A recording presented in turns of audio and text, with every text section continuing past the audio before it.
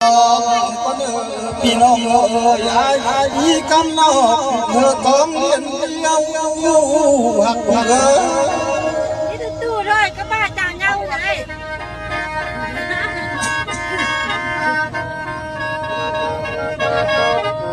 รู้หลับนาต้องทำสอบนั้นสบายบ้างน้อง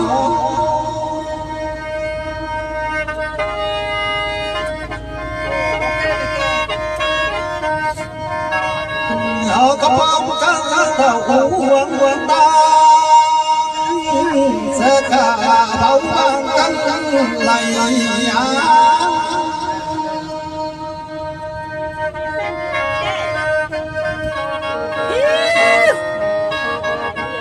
อยู่หลับความกันสายฟ้าเพื่อนเก่านั้นนำมาเพียงลามาลี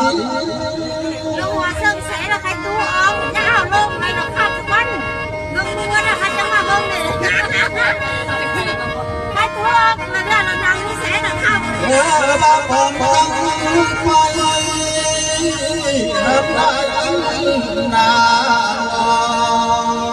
ฝ่ายปากกาเจ้าจ้าลงป้องเมืองมีเสาลี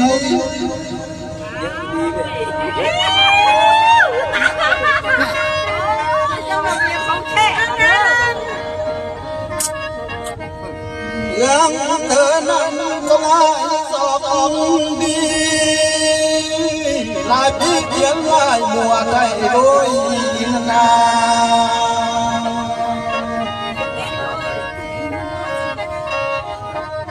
เลือบาสุขังสับสะโห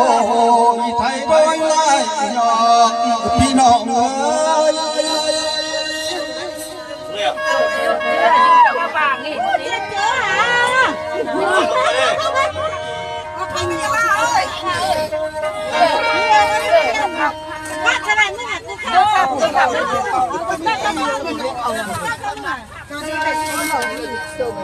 ่างโน่ดูลำหน้าพี่น้องเอ๋ย